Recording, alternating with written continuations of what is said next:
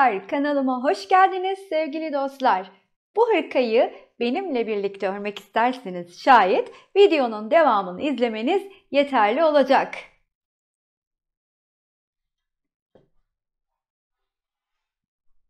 Hırkamızın iplerinden söz edecek olursak şayet şu üç rengi Kartopu Cotton Love'ın iplerinden kullandım. Bu renklerin maalesef numaraları aklımda değil, kuşağını da çıkartıp atmışım. Kataloğuna girdiğinizde rahatlıkla bulabilirsiniz. Laciverte, mürdümü ve turkuazı. Yarnart cinsin hardalını, bir de Jeans Tropical'i kullandım ki örmesi çok keyifli bu Tropical'de. Denemediyseniz mutlaka ürünlerinizde değerlendirin. Şimdi motiflerimi bu ipleri ayrıca 3.25 milim tığ ile örüyorum. Onu da belirtmek isterim ve size motiflerimi göstermem gerekecek olursa da çok tatlı oldular. Bakar mısınız motiflerime? Ben çok seviyorum kendilerini, şu anda aşk yaşıyoruz. Bunları 4 sıra halinde bu şekilde örüyorum ve size ölçülerini vermem gerekirse hemen şuradan bir tanesini çıkartacağım ve 4 sırada benim motifimin kaç santim olduğunu size göstereceğim. Bakın 4 sırada şöyle 10 santimden birkaç milim daha büyük, gördüğünüz gibi. Şöyle biraz yakınlaştırayım. Ya 10 santim de diyebiliriz aslında, 10 santim. Bunları bu şekilde 4 sıra halinde örerek hazırlıyorum. Daha sonra zemin rengim yok bu hırkada aslına bakacak olursanız. Yani sonradan oluşan bizim zemin rengimiz oluyor ama birleştirmede bir zemin rengim yok. 5. sıralarını örerken bu motifleri birleştirmeye bu şekilde başlıyorum. Yani 5. sıra aslında aynı zamanda diğer motifle de birleşme sıram oluyor. Buradaki bir tık zorluk, her motifi tek tek ördüğümüz için tabi işte ip gizlemesi falan filan, ama artık tecrübe kazanan arkadaşlarım bu konuda zorluk yaşamayacaklardır diye tahmin ediyorum. Ben şimdi hemen tığlama kısmı alıp sizinle birlikte 4 taneyi birleştireceğim. O 4 tanenin, yani bu şekilde değil tabii ki, kare olarak 4 taneyi birleştireceğim ve bu sizin için bir yol gösterici olacak. Hırkanın tamamında birleştirmeyi nasıl yapacağımıza dair. Bu 4 tane motifi birleştirmeye başlayalım. Şimdi bununla herhangi bir rengi seçerek birleştireceğim. Hiç fark etmez. İçlerindeki renklerden birisi. Şimdi ilk olarak tabii 5. sırayı geçmem gerekiyor buna. Buna 5. sırayı geçerken içinde olmayan bir rengi tabii ki tercih ediyorum. İçinde olmayan rengimizin de nedir diye baktığımda turkuazın olmadığını görüyorum. İlk olarak hemen turkuazla bu sırayı motifimin etrafına geçeceğim. Şöyle birlikte bir başlayalım. İlmeğimi çıkartayım. Tığımın üstüne ipimi alayım. Köşeye gelip normal halım dilendinin sırasındayız şu anda. Şu ipi de öne alayım. Bu köşeye çalışıyorum ama köşenin sadece ilk üçlü grubunu örüyorum. Arkadan ipi alıp gizliyorum. Bu motifin yapımını zaten söylediğim gibi başta da alta ekleyeceğim. Çok fazlasıyla, bu biliyorsunuz standart göreceğiz motifidir. Çok fazlasıyla çekimini yaptım kanala. Bir kez daha burada videoyu uzatıp beraber örelim istemedim. Buraya bırakacağım ama. Bakın arada zincirim yok. Üçerli gruplarımı örerek boşluklara ikili trabzanlarla motifimin etrafını geçiyorum. Söylemem gerekirse köşeye geldiğimde yapacağım işlemi, 2 tane üçlü grup öreceğim ikili trabzanlarla, arada 2 zincirim olacak. Şimdi geldim, ilk üçlü grubumu örüyorum.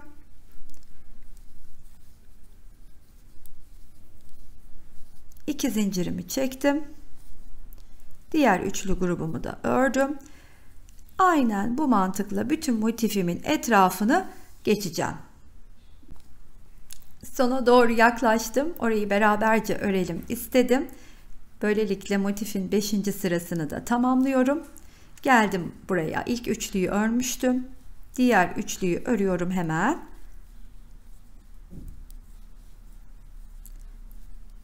Aradaki 2 zincirimi de çekiyorum.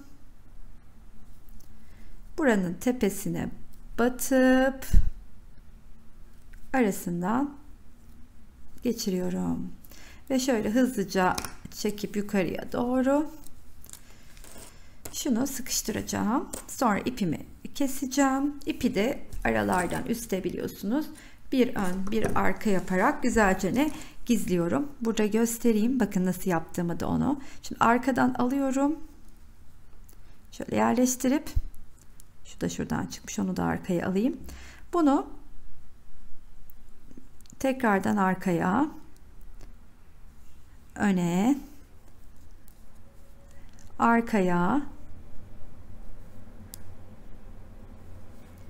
böyle bir öne bir arkaya önce bu tarafa doğru ilerletiyorum.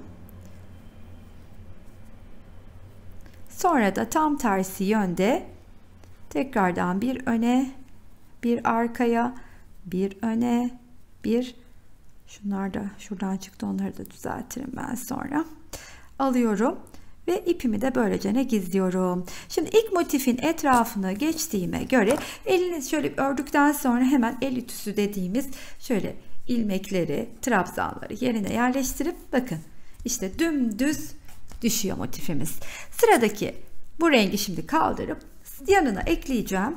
Sıradaki motifimi alıyorum ve bunu mesela bunda da turkuaz yok, bunda hangisini alsak diye bakıyorum, hemen karar veremedim. Şunu aldım. Bunun etrafını örerken neyle öreceğim? Bunun içinde olmayanla öreceğim. İçinde olmayan ipim hangisi? Tropikalim. Hemen tropikalimi açıp tropikalimle öreceğim. İlk olarak şimdi bu burada dursun. Bunun bir kenarına geleyim. Ondan sonra devam edeceğim örmeye. Şuradan ipimi çıkartayım hemen. Şimdi normal gösterdiğim gibi diğer motife başladığımız etrafını örerken bunda da aynı şekilde başlıyorum. Şuradan ama sadece bir kenarını örüyorum. Bir kenarını örüp geliyorum. Şu köşeye de ilk bir üçlüyle, onu da göstereyim, başlıyorum yine. Geldim. Böyle bir üçlüyle başlayıp diğer köşeye kadar örüyorum. Şimdi buraya kadar geldim. Köşeye kadar ördüm. Burada bir zincirimi çekiyorum. Artık ekleneceğim, birleşeceğim motifi alıp hemen onunla birleşmeye başlıyorum. Şimdi köşesinden batacağım. Bir sık iğne öreceğim. Bir zincir çekeceğim. Tekrar buraya gelip bir üçlü grubumu örüp bir zincir çekeceğim. Şimdi bir zinciri çektikten sonra biraz yaklaşalım. Diğer parçayı da göstereyim. Yani şurada nasıl birleştiğimizin fikri de oluşur belki sizde. Şöyle göstereyim. Hemen bu ilmek burada dururken buradaki boşluğun içinden batıp bu ilmeğimi alacağım. Daha sonra kaçırdım. Boşluktan ilmeğimi alıp arasından geçirip bir ve iki zincirimi çekip bu boşluğa gelip bir üçlü daha öreceğim.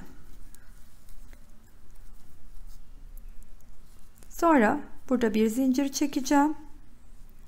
Buraya geleceğim. Bir zincir, bir tane daha çekiyorum.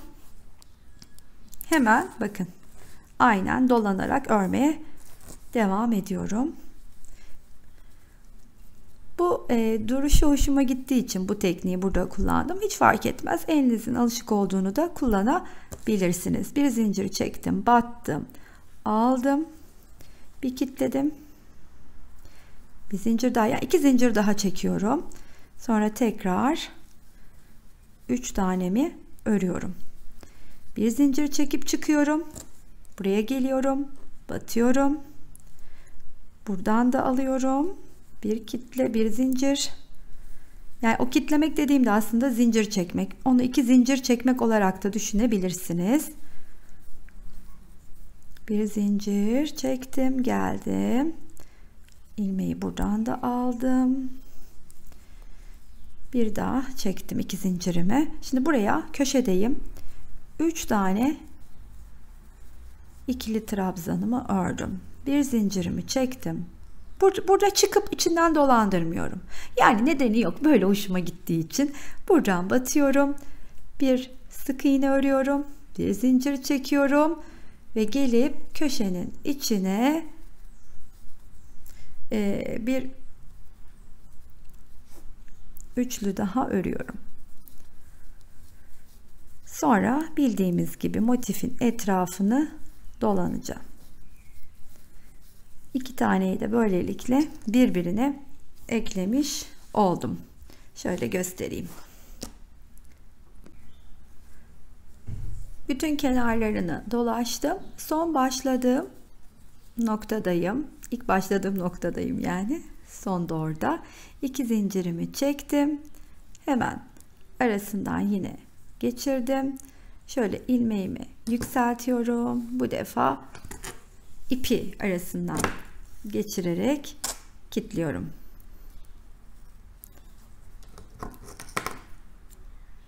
Aynı şekilde ipimi gizleyeceğim. Sıra 3. motifimi eklemekte. Burada da aynı şekilde devam edeceğim. Buradan başlayıp bununla birleşeceğim. Hemen başlayalım birlikte. Göstereyim. Şimdi ilmeğimi çıkartıyorum. Buraya geliyorum. Üçlülerimin ilkini öreceğim.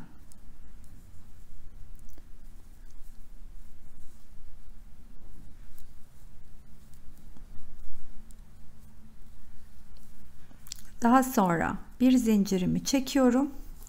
Şuradan batıp bir sık iğne örüp bir zincir çekiyorum ve hemen aşağıya geliyorum.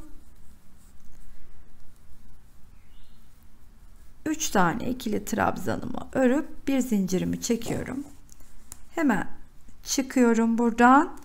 Bu şöyle biraz yaklaşalım. Çıkıyorum şu yerinden karşısına denk gelen batıp bir iki zincirimi çekiyorum. Sonra buradaki boşluğa geliyorum. 3 tane ikili trabzanımı örüyorum. Bir zincir çekip tekrar buradan da batıp arasından çıkartıp 2 zincirimi çekiyorum. 3 motifin kesiştiği noktaya kadar bu şekilde örüp geleyim.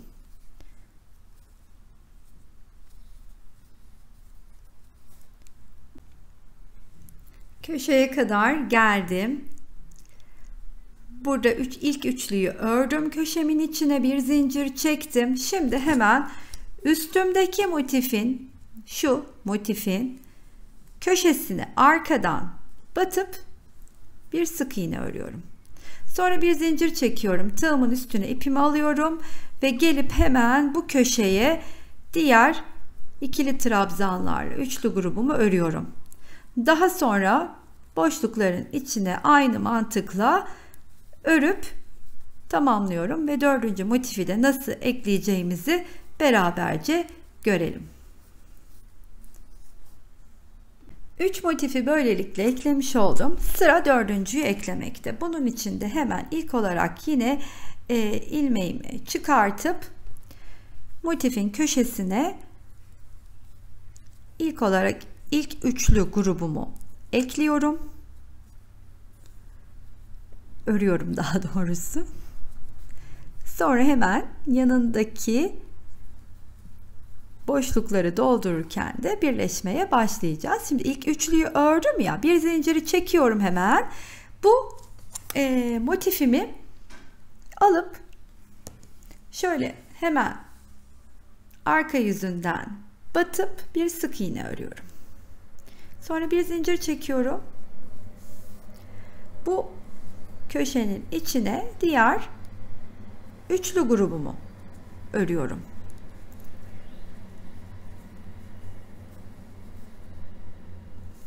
Sonra tekrardan bir zincirimi çekeceğim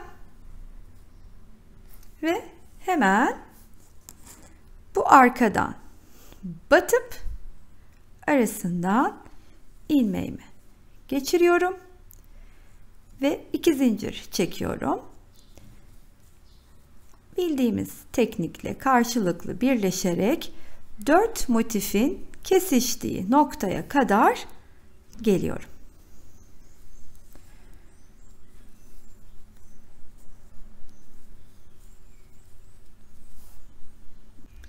Dördünün kesiştiği noktaya kadar geldim. Şimdi sıra şurayı nasıl yapacağımı göstermekte. İlk üçlüyü ördüm köşeye, bir de zincirini çektim. Şimdi ilk olarak yanımdaki motifin köşesine arkadan batıp bir sık iğne örüyorum. Daha sonra yanımdakini ördüm. Sıra üstümdeki, yani bu ve bu. Bununla bir işim yok. Bununla buna yapıyorum. Buraya geldim. Hemen onun köşesine de batıp bir sık iğne örüyorum. Sonra bir zincirimi çekiyorum ve bu motifin kenarını da, bu tarafını da buradaki motifle birleştiriyorum ve böylelikle bu kenarı tamamladığımda 4 tane motifimi eklemiş olacağım ve siz de bu mantıkla bütün hırkanın tamamını rahatlıkla birleştirebileceksiniz. Şimdi şöyle söylemek istiyorum ki 85 tane motifimiz var demiştim. Bu 85 tane motifin, tabii benimle aynı uzunlukta örmek istiyorsanız şayet artı eksi 9 ile azaltabilir ya da çoğaltabilirsiniz sırayı. 9 tane az örerek daha kısa aşağıya doğru, 9 tane fazla örerek de daha uzun hırka hazırlayabilirsiniz.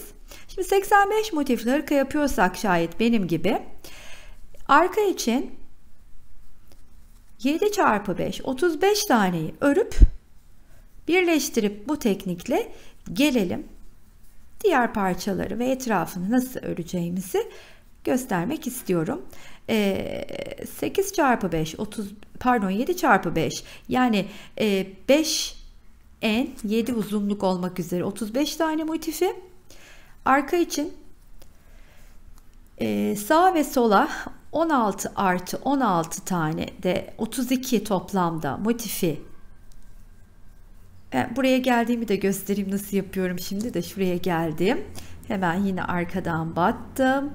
Bir zincirimi çektim, döndüm, etrafını geçiyorum. 16 artı 16 32 ön için, yani 35 arka 32 ön yaptığı 67. 18 tane de kol için toplamda, yani 85 tane motifi tamamlayıp buluşuyoruz. Ben şimdi bunun kenarında geçti mi 4 taneyi tamamlamış olacağım. Sonuna geldim. Şuradaki başladığım üçlü grubun tepesine batıp arasından geçiriyorum. Şunu şöyle yükseltip hemen yumağımı da arasından geçireceğim. Güzelce de sıkıştırıp ipimi kesiyorum. Ben onu sonra gizlerim. 4 taneyi böylelikle birleştirmiş oldum efendim. Renkleriyle çok etnik ve güzel bir hırka oluyor bence. Umarım siz de beğeniyorsunuzdur. O zaman motifleri ve arkasını tamamlayıp buluşalım. 35 tane parçayı şu şekilde 7 çarpı 5 olacak halde 35 tane parçayı birleştirip büyük bir parça elde ettim. Size gösterdiğim şekilde birleşimini sağladım. Şimdi bunu birleştirirken artık arkayı tamamladık, öne geçiyoruz. Bunun için de bu parçayı hemen arkasını çeviriyorum ve öne doğru geleceğim için 2 buradan 2 buradan. Önce bir tarafı bitirelim, lakin 2 tane üstten öne doğru geleceğim ya da bir alta da gidebilirim, hiç sorun değil. Şimdi bir motifi buraya ekleyeceğim. O benim omuz motifim olacak. Onu omza katlayacağım. Altına bir tane daha motif ekleyeceğim. Onu eklediğimde de kol evimi oluşturacağım artık. Onu beraberce kol evini nasıl oluşturduğumu göreyim. Gerisi zaten çok kolay. Size nasıl ilerleyeceğimizi göstereceğim. Şimdi ben size gösterdiğim teknikle buraya, bunun altına hemen bir motif ekleyip geliyorum. Bu arada istedim ki şu parçanın hem boy hem de en uzunluğunu size şu haliyle vermiş olayım. Şimdi bu haliyle enim arkadaşlar 59 santim arka parça, 60 da diyebilirsiniz. Biraz el ütüsüyle düzelttiğimde 60 santim olacaktır. Hemen sizin için boyunu da ölçüyorum. Şu şekilde yatırdım. Boyumuz ise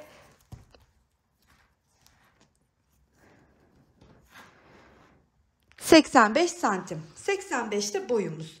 Bu da bir dipnot olarak aklınızda bulunsun. Hani ne şekilde ilerlemek istiyorsanız ona göre devam edersiniz. Boyu ve eni için, gerekirse çok daha büyük beden çalışacaksanız motifleri bir sıra fazla örersiniz. Ama bir tık büyütmek istiyorum diyenler de hırkanın patını daha geniş örerler. O kısma geldiğimde de onu belirteceğim. Omuzun bir değil iki motifini de yerleştirdim. Şurası benim ense boşluğum olacak. Aynı iki motifi buraya da yerleştireceğim. Yani burada ne yapıyorsam aslında diğer tarafta da onu yapacağım. İki omuz motifini yerleştirdiğime göre bir tane alta yerleştiriyorum şu anda. Karşıyla birleşmemek için. Çünkü burada kol evini oluşturuyorum. Buraya yerleştireceğim bir diğer motifle hemen bir tane motif alıp size göstermek istiyorum. İşte bunu buraya eklerken buradaki kol evi oluşacak. Daha sonra buraya diğer motifi yerleşirken burayla da birleşip tam olarak kol evini oluşturmuş olacağız. O zaman bunu da buraya ekleyip geliyorum. Bu iki tanesi omuz demiştik. Bu diğer motifi yerleştirdim. İşte şu kısım benim kol evim olacak. Buranın motifini yerleştirirken de burayı birleştirip kol evini netlemiş olacağım. Koltuk altının olduğu yere geldim. Hemen karşıdaki üstteki motifin içine batıp bir sık iğnemi örüyorum. Aynı şekilde şu arka taraftaki birleşeceğim, artık birleşmeye devam edeceğim motifin de içine batıyorum. Bir sık iğne de oradan örüp bir zincir çekiyorum ve bu kenarı da birleşmeye başlayarak artık hırkamın iki yanındaki motiflerini örerken birleşip formunu vermeye başlamış oldum. Şimdi şunu eklediğimde, çıktığımda size çok daha net anlatacağım. Bütününü gösterirken şu iki yanı birleşiyoruz.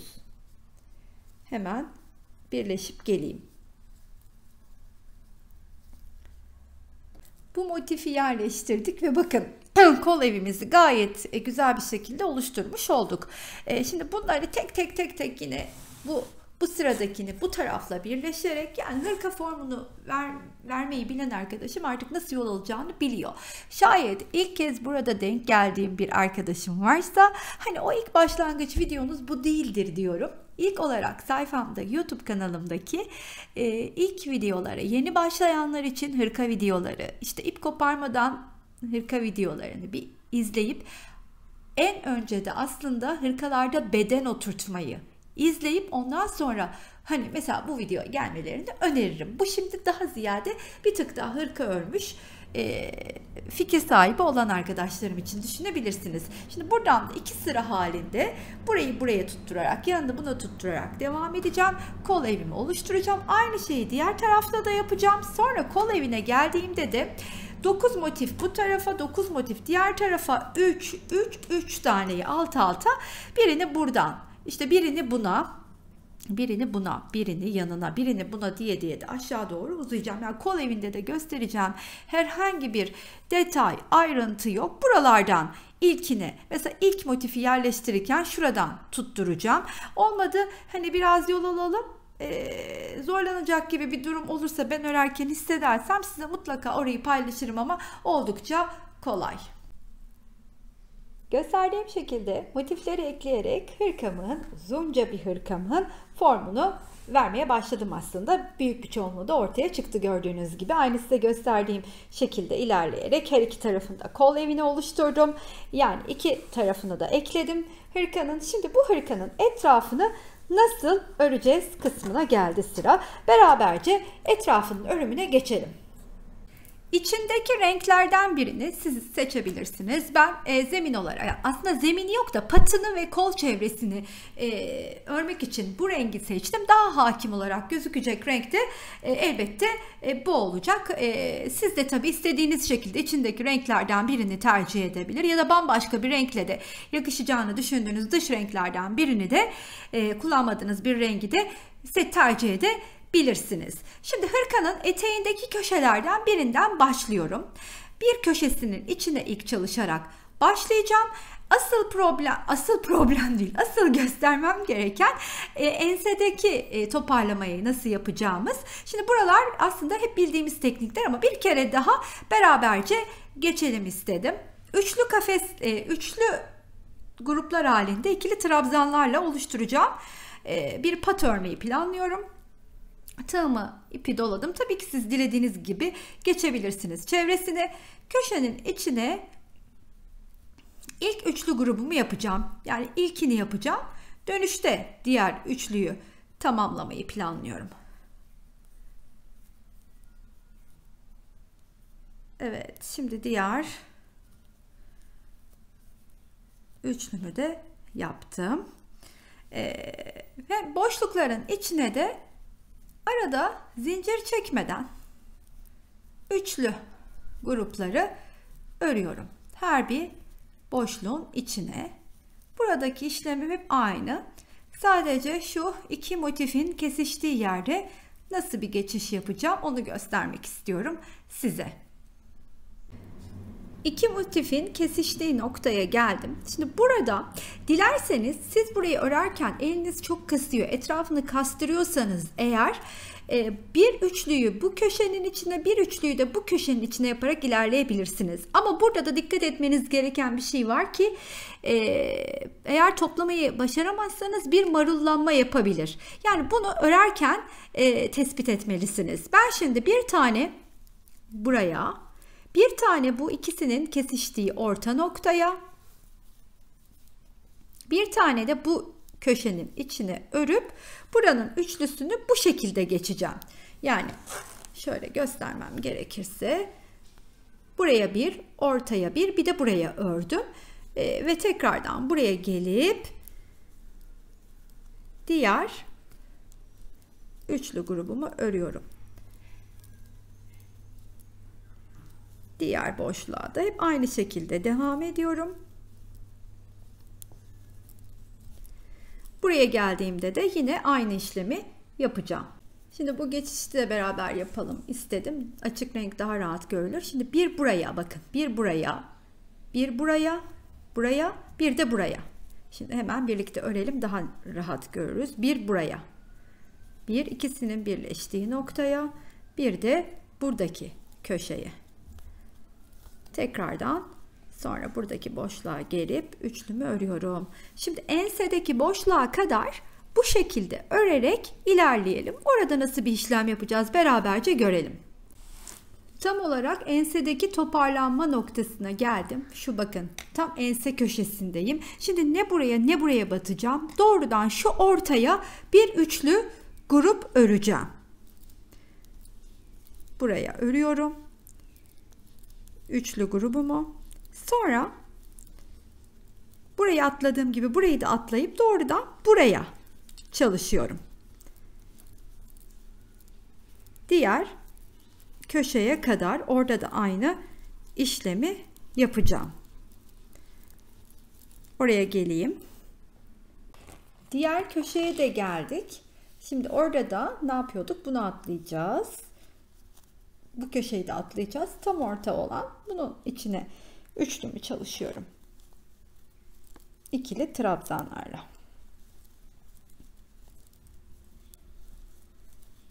Sonra hemen sıradaki bunu atlamıştım. Sıradaki boşluğun içine geliyorum. ve üçlülerimi örmeye devam ediyorum bu şekilde her boşluğun içine ikili trabzanlarla. Başladığım noktaya kadar bu şekilde devam edeceğim. Şöyle ensedeki ilk toparlamayı da nasıl yaptığımızı size şöyle göstermek istiyorum. Burada başladığım noktaya geldim. Biliyorsunuz ilk üçlüyü yaparak başlamıştık. Şimdi hemen ikinci üçlüyü içine örüyorum. Aynı şekilde üst sırada da devam edeceğim için burada ortada kalmak istiyorum. Onun için tığımın üstüne ipimi aldım. Buradaki ilk yükseldiğim trabzanın tepesine battım. Buradaki ipi de alıp çıktım. Şu şekilde tığımda dururken üçünü bir örüyorum ve buraya ortaya geldim. Bir ilmek çıkart, bir zincir çektim. İlmeğimi yükselttim. Etrafımda döndürdüm. Arkadaki ilmek alıp arkamdan şöylece geçirdim. Bir yalancı trabzanımı ördüm. Ve hemen yanına 2 tane daha ikili trabzan öreceğim ve böylelikle burada da ilk üçlüyü örerek başlamış olacağım.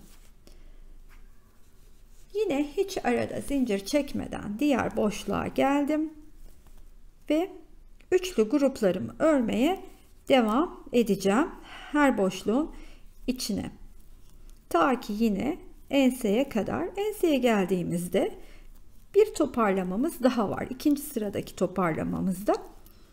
Onu da size göstermek istiyorum. Oraya kadar örmeye devam ediyorum.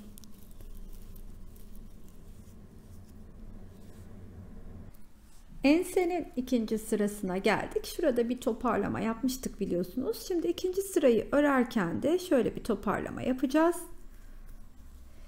Buraya ve buraya yine üçerli gruplarımı örüyorum ama bir tık farklı öreceğiz. Şöyle ki şimdi buraya geldim. Bir çıktım. Bir daha geldim. 2 çıktım. Bir daha geldim. 3 çıktım. Bu boşluğa atlıyorum. Şimdi burayı yaptım, bu boşluğa atlıyorum. Bir çıktım. 2 çıktım. 3 çıktım.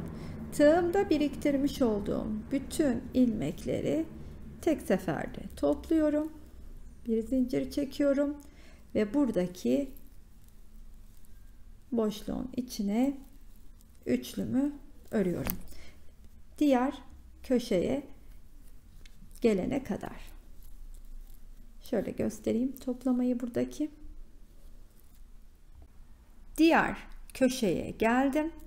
Şimdi de tığımı ilmeğimin içinden geçiriyorum. Ne yapıyorduk?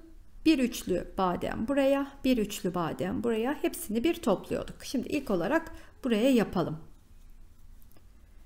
1 hep bir kere çıkıp tığımda topluyorum. 3 kere yaptım bu gruba. Aynı işlemi 3 kere de diğer boşluğa yapıyorum. 1 2 3 ve hepsini bir topluyorum.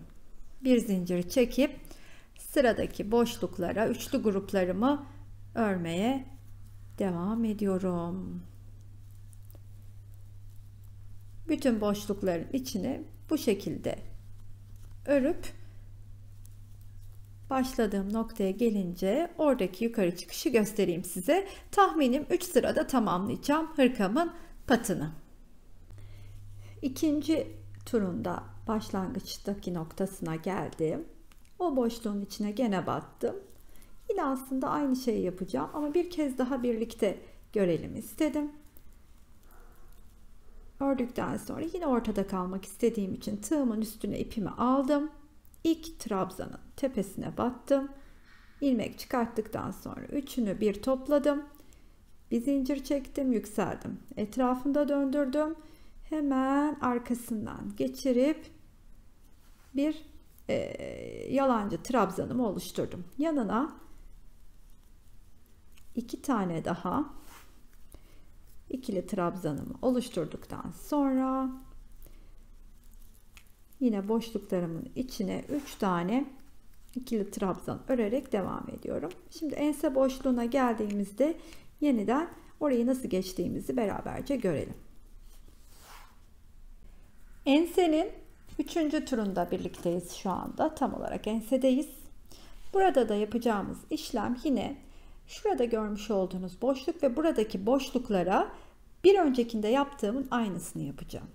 1 2 3 buraya geldim. Yine 1 2 3 ve hepsini bir toplayıp bir zincir çekeceğim. Diğer toplamam gereken köşeye kadar boşlukların içine üçlü gruplarımı örmeye devam ediyorum. Şimdi buraya geldim. Buradaki boşluğun içine ilk üçlü badem için hazırlıyorum. Sonra diğer boşluğa geçiyorum. Onun içine 1 2 ve 3 kere çıkıp hepsini bir topluyorum. Ve daha sonra bir zincirimi çekip hemen sıradaki boşluğun içine üçlü gruplarımı örmeye devam ediyorum. Artık başladığım noktaya geldiğimde pattaki etrafındaki 3 turu tamamlamış olacağım. Benim için de 3 tur gayet yeterli görünüyor. 3. sıranın da sonuna geldim. Artık bir üst sıraya geçmeyeceğim için boşluğa gelip 3 tane ikili trabzanımı örüyorum. 1 2 zincir çekip ilk trabzanın tepesine batıp aradan kaydırıyorum. Şöyle kilitledikten sonra da ipimi keseceğim. Sonra ben bu ipi aralarda gizlerim. Şimdi kollara geçeceğiz. 3 sıra olarak etrafını geçtim. Dediğim gibi daha da kalın yapabilirsiniz. İstediğiniz kadar genişletebilirsiniz. Ben 3 sırada tamamladım. Şöyle göstermem gerekirse size bütün etek ucundan etrafına kadar 3 sırada geçtim. 4-5 sırada güzel olur bu arada söyleyeyim. Deneyebilirsiniz yani. Ben biraz da video çektiğim için daha hızlı davranmak istiyorum bitirmek açısından. Şimdi kol evine motifleri nasıl yerleştireceğimizi göstermek istiyorum. 9 bir kola yerleştireceğiz. Burada zaten görmüş olduğunuz gibi motiflerin yeri belli. Her motifin altına bir motif mantığıyla devam edeceğiz. Ekleyeceğim motifin 3 tarafını ördüm. Şimdi hemen onu buraya, bu kenarı birbirine tutturacağım. Buradan batıyorum. Aynı gösterdiğim tekniği uygulayarak bu motifi buraya yerleştiriyorum.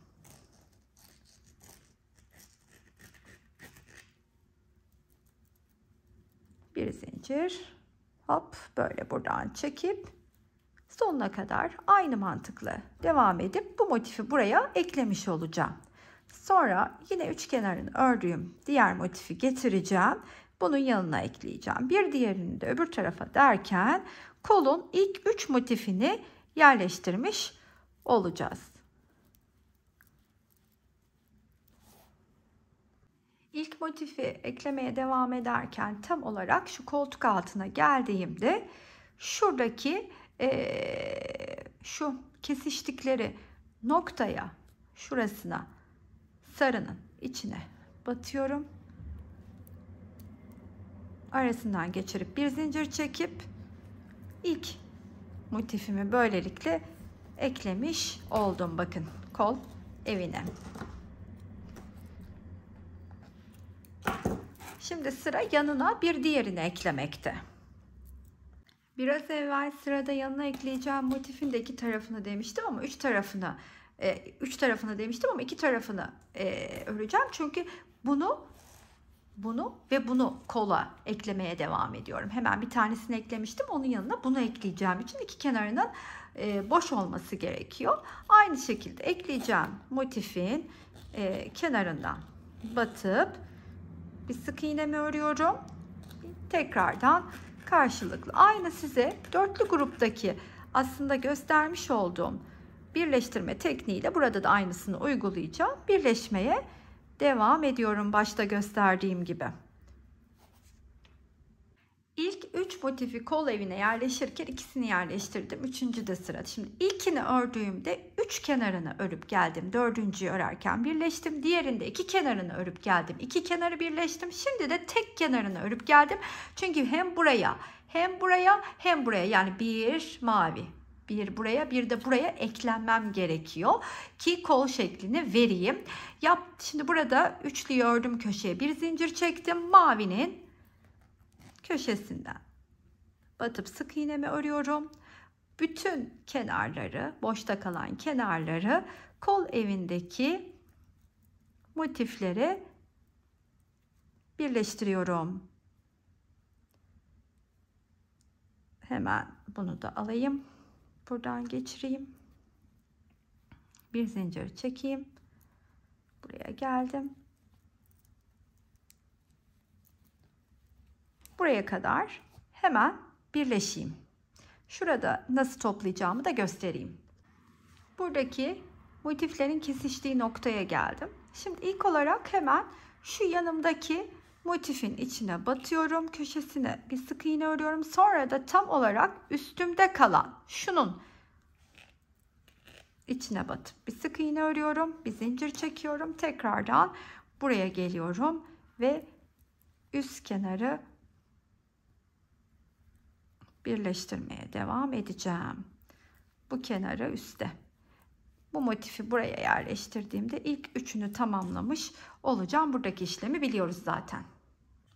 Kol evine 3 tane motifimizi bu şekilde yerleştirdim. Bu üçü buraya nasıl yerleştirdimse diğer 3 ve onun altındaki 3'ü de aşağı kadar yerleştirip kolun ağzına da etrafına geçtiğim pattan dolaşacağım.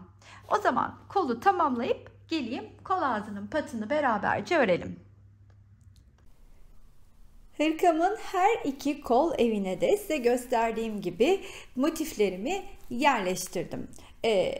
Ve hatta birinin kol ağzını da geçtim. 2 sıra olarak yeterli oldu çünkü epeyce uzun olmuş.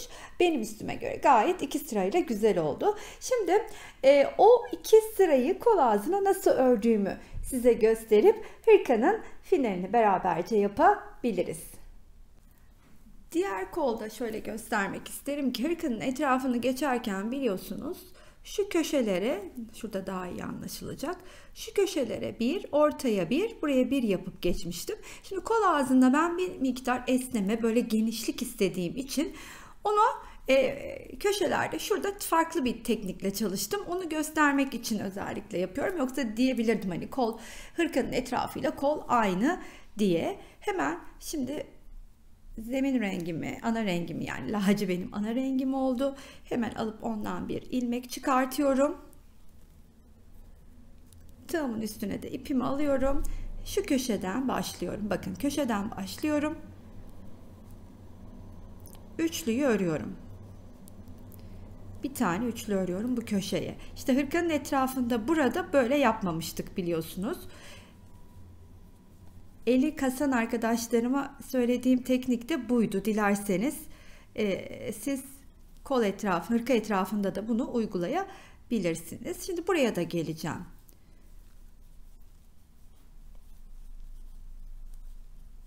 Üç tane öreceğim.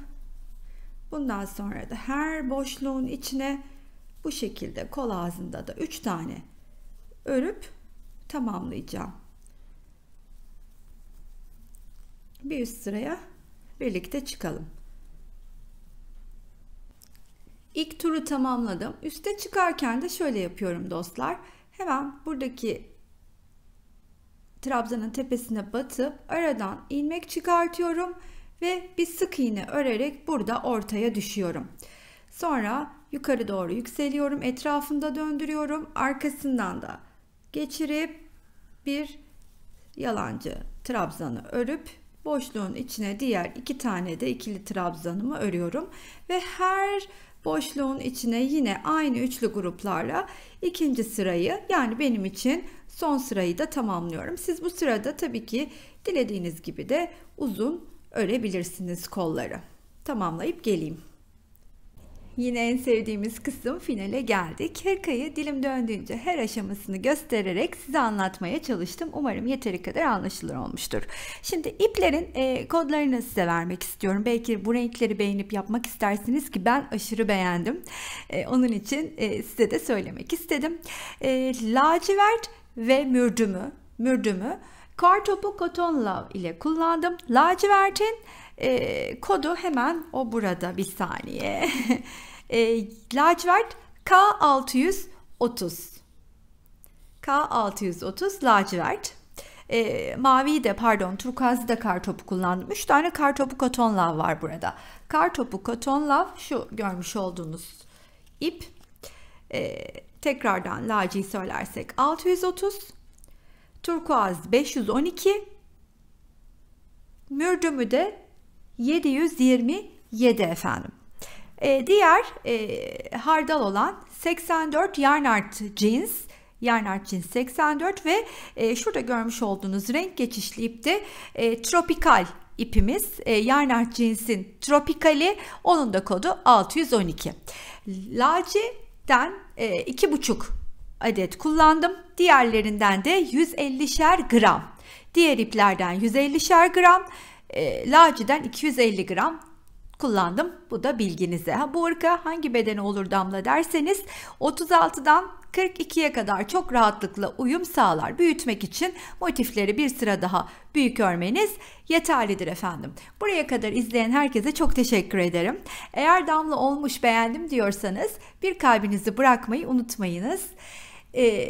Hala abone değilseniz abone olmayı, like ve yorum atmayı da unutmazsanız çok sevinirim.